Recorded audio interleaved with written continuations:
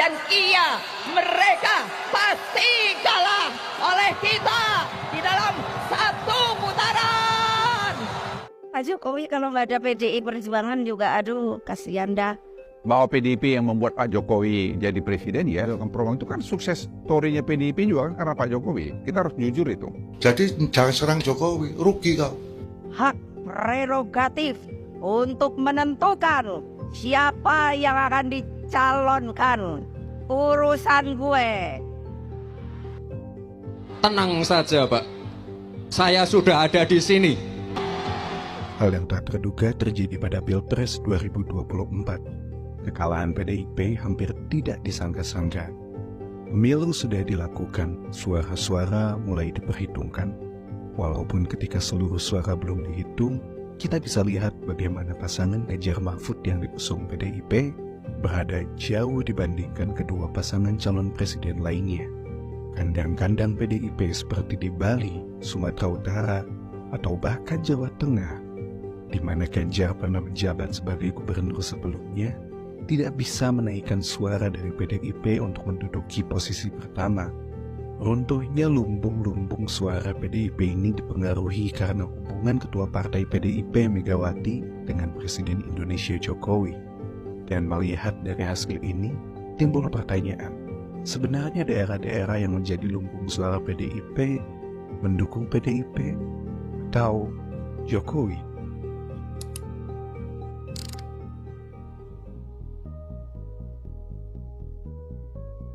Sudah bukan rahasia umum lagi kalau hubungan antara Megawati dan Presiden Indonesia Joko Widodo sedang tidak baik-baik saja. Beberapa mengatakan bahwa awal renggang hubungan mereka adalah karena Megawati menghina Jokowi dengan mengatakan kalau Jokowi bukanlah siapa-siapa tanpa PDIP.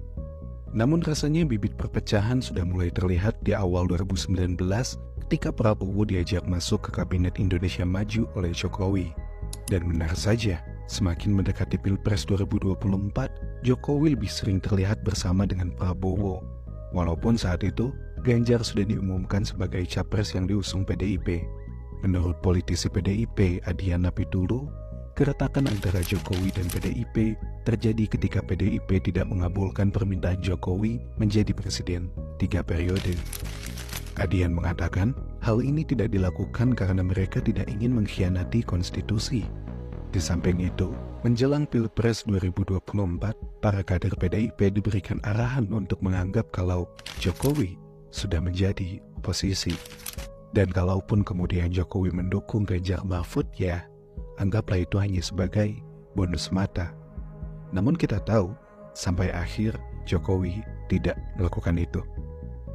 Sikap PDIP terhadap Jokowi bahkan dipertanyakan oleh Menteri Koordinator Bidang Maritim dan Investasi Luhut Binsar Panjaitan. Melihat dampak suara yang diperoleh PDIP di pemilu 2024 seakan memperjelas bahwa keretakan antara Megawati dan Jokowi menjadi penyebabnya. Dan ini menjadi sebuah kesalahan bagi partai PDIP karena menganggap bahwa partainya sudah besar, namun lupa siapa yang membesarkannya. Aneh, kenapa PDI Perjuangan tidak pada posisi itu? Kalau saya, menurut saya aneh. Dan ya, Anehnya di mana Pak Luhut? ya kenapa dia tidak mau melakukan program itu? Kan sukses story-nya PDIP juga kan karena Pak Jokowi. Kita harus jujur itu. Jangan menaifkan itu. Bahwa PDIP yang membuat Pak Jokowi jadi presiden, yes. Tapi Pak Jokowi kan membangun dirinya lagi sendiri, menjadi satu kekuatan tersendiri.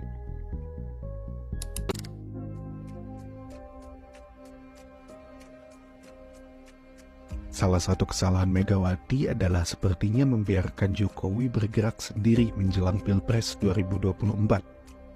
Tanpa ia sadari bahwa suara-suara dari kandang banteng sudah dikuras habis oleh Jokowi. Meskipun begitu, Megawati tidak diam saja. Dia juga tetap berusaha mempertahankan kekuasaan partainya di dalam kabinet.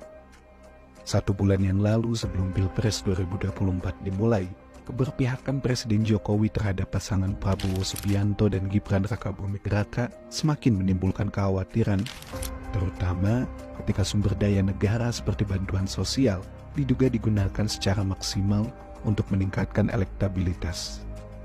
Isu mengenai keberpihakan dan ketidaknetralan istana akhirnya mempengaruhi komposisi kabinet. Menko Polhukam dan calon wakil presiden nomor urut 3 Mahfud MD memutuskan untuk mundur dari kursi kabinet. Beberapa menteri juga mulai merasa tidak nyaman dan tidak senang lagi dengan situasi di dalam kabinet yang terasa seperti tim sukses. Menanggapi ini, Megawati tidak begitu saja membiarkan para kadernya keluar dari kementerian. Sekjen PDIP Hasto Kristianto mengatakan Megawati melakukan itu untuk menjaga kestabilan dalam pemerintahan. Namun, melihat pendapat seorang peneliti indikator politik, Adam Kamil, ada kemungkinan Megawati melakukan itu karena tidak mau nanti jabatan-jabatan menteri yang kosong diambil alih oleh kader-kader dari kubu Prabowo. Dengan demikian, Pilpres 2024 telah mengungkapkan suasana politik yang penuh dengan intrik. Perselisihan antara PDIP dan Jokowi, serta hubungan antara Megawati, Prabowo, dan Jokowi menjadi sorotan utama. Kesalahan strategis yang terjadi di dalam dan di luar partai telah membawa akibat yang tidak terduga.